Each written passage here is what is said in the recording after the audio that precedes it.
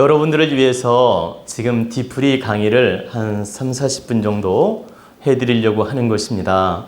여러분들이 먼 길 찾아왔는데 이 질문은 한 번에 한 10개 내지 15개 정도밖에 받을 수가 없기 때문에 여러분들이 아쉽게 돌아갈 수가 있어요. 그래서 여러분들이 최대한 그래도 조금이라도 궁금증을 풀고 또 공부를 조금이라도 더 하고 조금이라도 여러분들 그 회포를 좀 풀어드리는 차원으로서 이렇게 디프리 강의를 해드리는 것입니다. 그렇기 때문에 지금부터는 아까처럼 막 10분, 15분씩 이렇게 강의하는 게 아니고 이제 물론 길면 5분 정도 할 수도 있어요. 근데 보통 한 3분 내로 간단 명료하게 답을 드리는 것입니다. 그러니까 어떤 질문이든 좋으니까 편하게 질문하시면 됩니다. 오랫동안 어깨 통증이 심한데 이게 빙의 증상인지 아닌지, 그리고 산 사람 혼백도 그 빙의가 된다고 하는 말을 얼핏 들은 것 같은데 과연 진짜 그런지 하고, 시계를 보면 항상 44분이고 주민등록번호 뒷자리도 44로 끝나는데 이게 무슨 연관이 있는지 궁금합니다. 어깨가 이제 눌리고 어깨가 아프고 이렇게 무거운 증세가 나타나는 것은 신경, 그 경추 있죠. 경추, 예를 들어 우리가 7개 경추가 있는데 보세요. 7개 경추가 있는데 3번이 그 신경을 눌러서 그런 경우도 있고 5번이 눌러서 그런 경우도 있고, 이건 경추에서 미세하게 그 신경을 눌러도 그런 현상이 나타납니다. 그래서 본인이 목 디스크를 겪었다면은 제가 볼 때는 그 빙의 현상이 아니고 의학적으로 경추에서 약간 문제가 있는 것이 느껴져요. 제가 이렇게 기운을 살펴봐도 나는 이렇게 질문하면서 기운을 딱 보거든. 근데 기운을 딱 보면 이게 빙의구나, 문제가 있구나 딱 보여요. 근데 내가 본인 관상을 지금 딱 봤는데 귀신이 안 보이는 걸 보니까 이건 빙의가 아니고, 이렇게 경추에서 약간 문제가 있어서 이렇게 어깨를 누르는 느낌이 드는 거니까 이건 정확한 치료를 좀 해보시는 게 좋아요. 근데 본인이 지금 치료가 금방 안 된다는 것은 운이 좀 안 좋고 탁한 기운이 약간 있기 때문에 이게 쉽게 안 낫는 것입니다. 그러니까 이건 먼저 참여하고 반성도 하고 또 기도도 좀 하면서 이렇게 치료 방법을 찾으면 반드시 좋아집니다. 그러니까 걱정하지 마시고 치료해 보십시오. 제 사주가 약간 목화 기운으로 편중돼 있고, 그리고 정사일주생인데 그리고 인사 형살이 있습니다. 근데 요 근래 제가 만났던 여자친구가 사주를 제가 보지 못하지만 그래도 살짝 봐보니까 저와 똑같은 정사일주생으로, 그리고 화기운으로 약간 편중된 사주로 보였습니다. 근데 그것이 똑같은 일주를 만난 인연이 어떤 인연인지 궁금해서 여쭙겠습니다. 네, 답을 드릴게요. 똑같은 일주로 만날 경우에는 친구처럼 편안하게 평범하게 사는 경우도 있고 굉장히 갈등하고 싸우다가 끝내는 경우도 있습니다. 이건 사주 구조를 정확하게 봐야 본인들이 친구처럼 무난하게 잘 살 수 있을지 아니면 싸우다가 끝낼지 이걸 분별할 수가 있어요. 왜 그러냐? 정사일이 정사일을 또 만나게 되면 이건 비견 겁재가 만난 거 아닙니까? 그러니까 똑같은 특성이 만난 거죠. 그러니까 정과 정은 비견이고, 또 이제 산은 양으로 변하니까 겁재일주잖아요. 그죠? 여자도 겁재일주고, 그럼 비견 겁재가 동시에 만난 거잖아요. 그죠? 이 비견 겁재가 이렇게 만날 경우에는 친구처럼 서로 원만하게 잘 사는 경우도 있고, 이게 하나의 라이벌 작용을 해요. 라이벌 작용 아시죠? 경쟁자. 라이벌 작용을 해가지고 갈등하다 헤어지는 경우도 있습니다. 그럼 어떤 경우에 갈등으로 끝나고 어떤 경우에 친구처럼 사느냐? 사주 오행 구조가 서로 득되게 이루어져 있으면 친구처럼 원만하게 살 수 있고, 오행 구조가 득되는 구조로 이루어지지 않으면 결과는 갈등하다가 깨진다. 그래서 이건 사주 구조를 전체적으로 분별을 해야 되며, 그러니까 사주 구조를 전체적으로 살핀 다음에 친구처럼 살 건지 아니면 갈등하다 끝낼 건지 이건 정확하게 판단할 수가 있다. 그래서 이것은 별도 상담을 해서 오행 구조가 어떤지 정확하게 보고 말씀을 드려야 된다 이 뜻입니다. 그래서 지금 이 자리에서 궁합 보는 자리가 아니기 때문에 이 자리에서는 제가 그 부분을 더 상담드리기가 어렵고, 일단 논리적으로 간단하게 제가 말씀을 드렸어요. 그래서 이런 경우에는 다시 한번 좀 상담이 필요합니다. 아셨죠? 네, 알겠습니다. 안녕하세요. 그 집안에 그 장애가 있거나 아주 아픈 사람이 있거나 이제 그런 경우는 집안의 업장이나 탁한 에너지를 다 가지고 있어서 그렇다고 이제 하셨고 그렇게 알고 있었는데요. 그러면 그 사람도 자기 전생에 그런 업이 있어서 집안의 거를 쓰고 있는 건지 아니면 자기 전생의 업이랑 상관이 없이 그렇게 올 수가 있는 건지 궁금하고요. 또 그 업이라는 거는 각자 개개인이 전생의 업인데 왜 집안의 것이 한 사람한테 그렇게 몰아서 주고 그거를 누가 또 대신 받아야 되고 그런 게 집집마다 다 있더라고요. 예, 아주 질문 좋아요. 이 전생에 여러분들은 전생에 한 사람만 만납니까? 수백 수천을 만날 수 있습니까? 수백 수천을 만날 수 있는데 그 인간관계에서 이렇게 상처를 준 고리, 또 만난 인연, 또 아픔을 준 인연, 이런 것이 고리 연결돼 가지고 현재 가족 구성을 이루는 경우가 많습니다. 그러면 그 탁한 업을 지닌 사람은 전생의 인연고리로 빚을 많이 진 거예요. 인연고리로 빚을 많이 졌는데 현세 이 사람도 현세에 오고 이 구성도 다 현세로 온 거야 다시. 자, 전생에는 이제 하나 예를 들어 이 사람이 본인이라고 합시다. 그러면 이렇게 인연들이 많이 본인이 만났어요. 근데 이 본인이 덕을 많이 쌓을 수도 있고 업을 많이 쌓을 수도 있죠. 업을 많이 지을 수도 있죠. 그러니까 다시 설명하면 좋은 일을 많이 해가지고 공덕을 많이 쌓을 수도 있고 상처를 많이 주어서 업을 많이 지을 수도 있다. 그런데 이 업을 많이 지었다고 하면 이 인연 구조들이 그 전생으로 끝나는 게 아니라 그대로 오는데 어떻게 오느냐? 가족의 인연으로 올 수 있다는 거예요. 가족의 인연으로 와가지고 본인은 악역을 맡게 만들고 이 가족의 탁한 기운까지 다 끌어안게 만든다라는 거죠. 그래서 이 한 사람이 희생을 치르거나 탁한 기운을 끌어안게 되는 것이다. 이 끌어안는 자체도 전생의 과보라고 볼 수 있어요. 그리고 현세에서 우리는 이걸 바라볼 때 어찌됐든 가족 구성원을 이루어 놓았으니까 우리가 봤을 때는 슬프잖아. 안쓰럽고. 그죠? 안타깝고. 근데 이 모습들이 바로 전생 과보에 의해서 탁한 기운을 다 짊어지고 액땜하고 있다. 근데 우리는 전생으로 들어가면 그 숙제가 풀리는데 현세에서는 어떤 잣대를 가져야 되느냐? 우리 가족들의 탁한 기운을 다 짊어지고 있으니 이것을 나쁘게만 보지 말고 귀찮게만 보지 말고 참으로 안타깝다. 우리 가족의 업을 대신해 주니 한편으로 감사하고 미안하다. 그러니 우리가 너의 아픔을 끌어안아주고 품어주고 잘 도와줘야 되겠구나. 이렇게 가족들이 마음을 가지고 품고 가라는 얘기입니다. 그게 바른 거란 얘기지.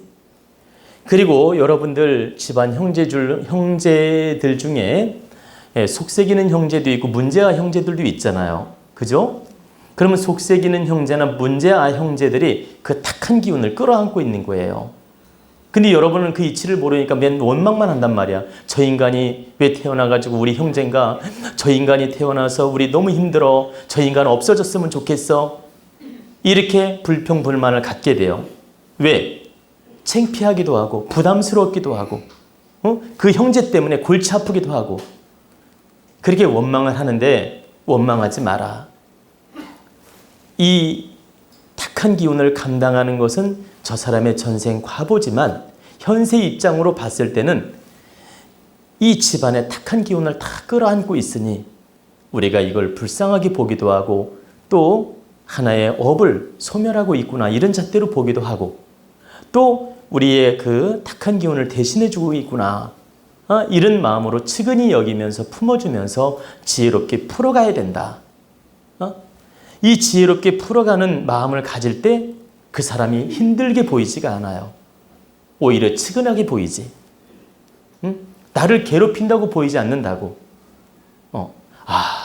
저 형제 때문에 우리가 모든 탁한 기운을 이렇게 대신 소멸해지고 있으니 한편으로는 감사하구나. 이런 마음이 드는 순간 미워 보이지가 않는다는 얘기라. 부담스럽지도 않고 오히려 돌봐줘야 되겠구나 이런 마음이 생기게 돼요. 우리는 그 이치를 깨우치란 얘기입니다. 아시겠죠? 네, 그 유튜브 강의가 이제 500강의에 다다랐습니다. 깊이 감사드립니다. 네, 스승님, 그 강의를 드릴 때 어떤 강의는 한 번, 두 번 들으면 바로 흡수가 됩니다. 그래서 실천을 바로 할 수 있는데 반면에 어떤 강의는 정말 수십 번을 들어도 이게 흡수하기 어렵고 실천하기는 더더욱 어렵습니다. 이 이치는 무엇이며 어떻게 하면 좋을지 가르쳐 주십시오.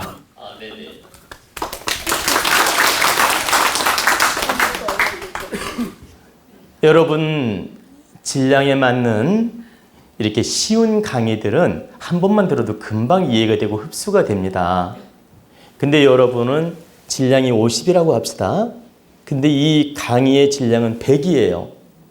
그러면 이게 한 번 들어서 금방 흡수도 안 되고 이해가 안 될 수 있어요.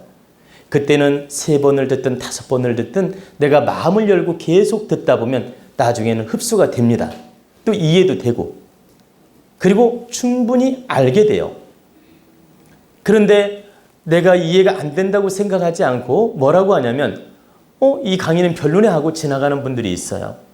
근데 이것은 잘못된 분별이고 판단이다. 내가 지금 현재 질량이 모자라서 그 강의를 이해를 못하고 흡수를 못하고 있다. 그 강의를 내 질량 차이 때문에 흡수를 못하는 것이다 이 뜻이에요. 그 증거를 제가 대겠습니다. 여러분들이 천부경 강의해놓은 강의를 아무것도 모르는 상태에서 들었다고 한번 가정을 해봅시다. 한 번 들어서 천부경 강의를 다 이해하겠습니까? 이해하는 분 여기 한 명도 없어요.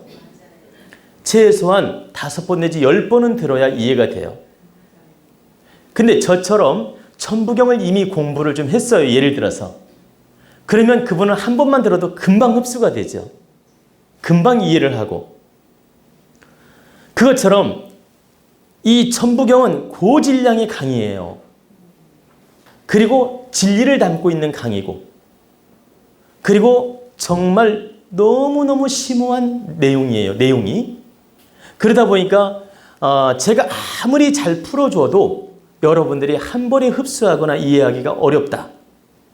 우리 국민 대부분이 한 번에 이해하기가 어려워요.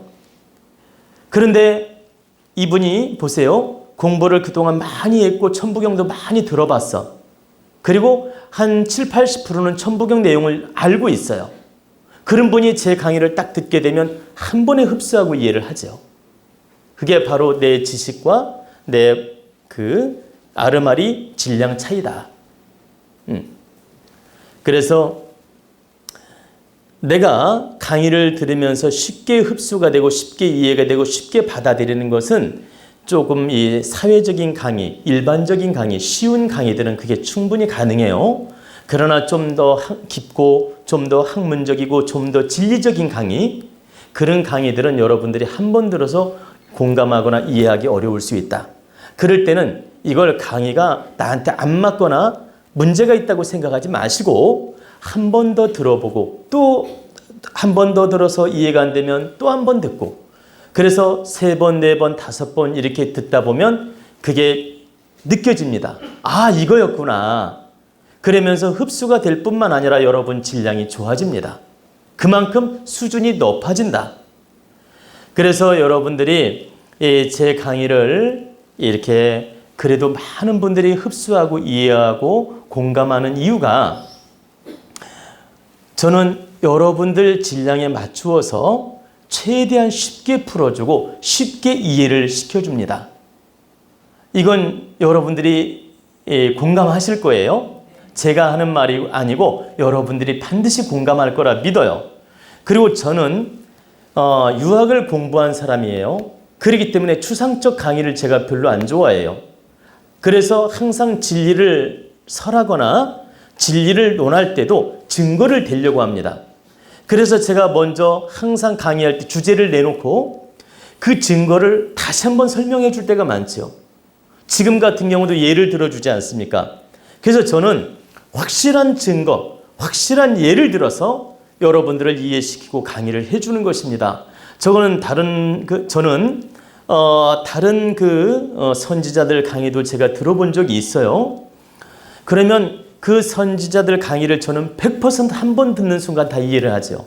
왠지 아시죠? 왜냐? 저는 그 이상을 넘고서 생각하기 때문에 한 번에 들어도 뿌리까지 이해를 하죠. 이건 제가 여러분 앞에 잘났다고 자랑하는 게 아니고 저는 이미 깨우친 사람이기 때문에 어떤 선지자 강의라도 한 번 듣는 순간에 다 흡수를 해요. 그리고 다 들을 필요도 없어. 벌써 몇 마디만 들어도 끝까지 다 알아버려요. 그냥 다시 말씀드리면 그분의 핵심 몇 마디만 들어도 이 강의가 어떤 걸 전하고 있으며 메시지를 가지고 있는지 그리고 이 강의의 질량까지 다 파악을 한다는 얘기입니다. 그리고 어느 정도냐? 그분 깨달음의 질량까지 나는 다 이해를 한다는 거예요. 이분은 어느 정도 수준, 이분은 A급, 이분은 B급, 이분은 C급. 이 질량조차도 그 눈빛과 그분 말하는 투와 그분 강의 내용을 딱 보면 그분 지식의 뿌리까지도 제가 추측할 수가 있다. 왜? 그건 뭐예요? 제가 이미 그 선을 넘어섰기 때문에 그 사람 강의하는 선을 이미 넘어섰기 때문에 다 볼 수 있는 거죠. 근데 예를 들어서 그분의 강의가 저보다 질량이 높은 느낌이 들어요. 예를 들어서 높은 느낌이 들어도 다 흡수하고 이해를 한다. 왜? 저 또한 깨우치고 흡수력이 좋은 사람이고 질량이 그 수준에 가 있기 때문에 다 받아들인다라는 거죠. 그래서 이건 여러분들을 제가 이해시키려고 제 얘기도 해드리는 것이니까 이걸 오해로 듣지 마시고 좀 받아들였으면 좋겠습니다. 그래서 제가 이제 다른 분들의 훌륭한 강의를 제가 가끔 볼 때가 있는데 이분은 자기 잣대로 지금 설명하고 있구나. 이분은 추상적으로 논리에도 안 맞는 내용을 자기 잣대로 말하고 있구나. 그리고 이분은 당신은 법인 것처럼 말하지만 그냥 근거 없이 끌어다가 강의하고 있구나. 이런 걸 다 보고 느낄 수 있어요. 그러나 저는 그런 모습 또한 우리 국민한테 도움되는 거라면 절대 그분을 탓하지 않고 당신 질량에 맞게 지금 노력하고 있구나. 이렇게 생각을 하지. 그분이 좀 추상적 강의를 하고 논리에 좀 맞지 않는다고 해서 그분을 탓하거나 무시하지 않는다는 뜻입니다. 왜? 그분은 그분대로 그분 질량에 맞게, 그분 능력에 맞게, 그분 법에 맞게 노력하고 있는 것이거든. 그렇기 때문에 제가 내면적 세계까지 다 알지라도 평가할 필요가 없다. 당신은 당신의 길이 있고 나는 나의 길이 있고 당신 질량에 맞는 강의를 하고 있고 내 질량에 맞는 강의를 하고 있고 우리는 국민을 위해서 함께 노력하는 사람이기 때문에 인정해주고 받아들인다 이 뜻입니다. 그런 것처럼 여러분들이 이 강의가 깊이 있게 이해가 안 되는 부분은 내가 그 부분에 대해서 전문가가 아니다 보니까 쉽게 이해가 안 될 수 있다는 거죠. 그래서 만약에 이해가 안 되는 부분이 있다면 그걸 탓하거나 내려놓지 마시고 한 번 더 들어보고 이렇게 깨우치는 노력을 해주시면 됩니다.